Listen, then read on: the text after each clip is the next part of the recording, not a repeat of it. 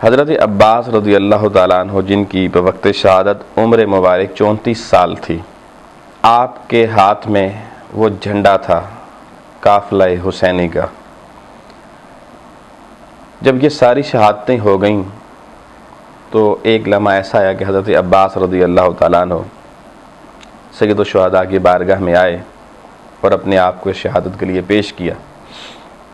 حضرت امام عالی مقام نے جب حضرت عباس کی زبان سنا کہ یا اخی حل من رخصت ہی، میرے بھائی کیا مجھے رخصت ہونے کربلا کے میدان میں جانے کی اجازت ہے، تو سید الشہداء فرمانے لگے یا اخی انت صاحب اللوانی، میرے بھائی آپ کے ہاتھ میں تو ہمارا جھنڈا ہے، علم بردار ہو، یعنی سپاہ حسینی کا علم بردار میرا عباس ہے۔ آپ نے فرمایا کہ میرے بھائی حسین، ایک طرف یہ پیاس، ایک طرف وہ دشمن کے مقابلے، میری خواہش یہ ہے کہ اگر آپ کا شہزادہ علی اکبر اس میدان میں قربانی دے سکتا ہے تو آپ کا بھائی عباس پیچھے کیوں رہے۔ سید الشہداء نے بالآخر آپ کو اجازت دی اور غازی عباس سلام اللہ علیہ میدان کربلا میں پہنچے، اور آپ نے جب دشمنان اسلام یزیدی فوج پر حملہ کیا تو وہ یزیدی فوج جو کچھ دیر پہلے شہزادہ علی اکبر کے مقابلے میں پسپا ہو کر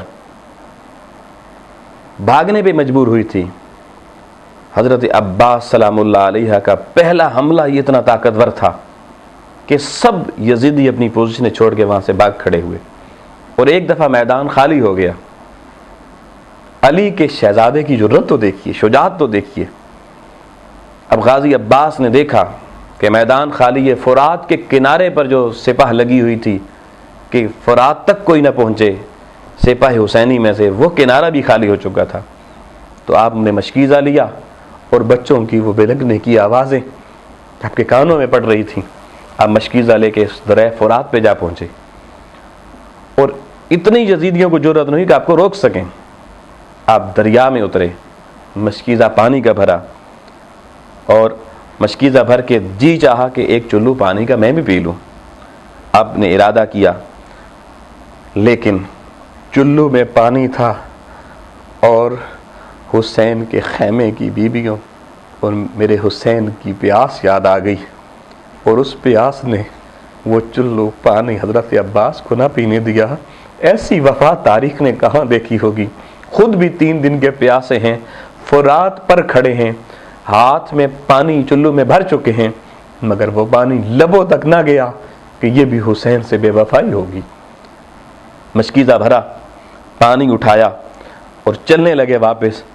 یزید کی فوج کی طرف سے ایک نعرہ بلند ہوا کہ سپاہیوں، اگر عباس پانی لے کر حسین کے خیموں تک پہنچ گیا تو روئے زمین پر یزیدیوں ابھی تمہارا نام مٹ جائے گا۔ جس کے ایک جوان علی اکبر کا تو مقابلہ نہیں کر سکے، پھر اس حسین کا اور اس عباس کا مقابلہ کیسے کرو گے؟ روکو عباس کو۔ چاروں طرف سے یزیدی فوج ٹوٹ پڑی، میرے عباس پر ہر طرف سے تیروں، تلواروں، نیزوں، بھالوں سے حملے ہو رہے ہیں، کچھ پتھراؤ بھی کر رہے ہیں۔ اس عالم میں علی کا یہ بیٹا جرأت و شجاعت کا پیکر 20 یزیدیوں کو واصل جہنم کر کے خیموں کی طرف بڑھ رہا ہے، مگر قدرت کو منظور کچھ اور تھا۔ نوفل ابن ارزق کی روایت کے مطابق زید بن ورقہ نے وہ نیزہ مارا جو آپ کے دائیں بازو پہ لگا، اور بازو وجود عباس سے کٹ کے زمین پہ جا گرا۔ حضرت عباس نے دلیری کے ساتھ مشکیزہ دوسرے ہاتھ میں اٹھایا، اور اسی ہاتھ سے جہاں مشکیزہ اٹھایا ہوا تلوار بھی ساتھ چل رہی ہے، لیکن بدبختوں نے دوسرا وار کیا اور غازی عباس علمدار کا دوسرا بازو بھی کٹ گیا، اور آپ نے علم اس وقت اپنے دانتوں سے تھاما۔ ناظرین کرام، دونوں بازو قلم ہو چکے ہیں، مشکیزہ دانتوں میں ہے، علم دانتوں میں ہے، اور غازی پھر بھی میدان عمل میں ہے۔ چاروں طرف سے حملے ہوئے اور وہ تیر پھر آپ کے سینہ اقدس پہ لگے۔ ملعون حکیم بن طفیل سینی نے آہنی گرز یعنی لوہے کی ایک راڈ کو آپ کے سینے میں اتارا۔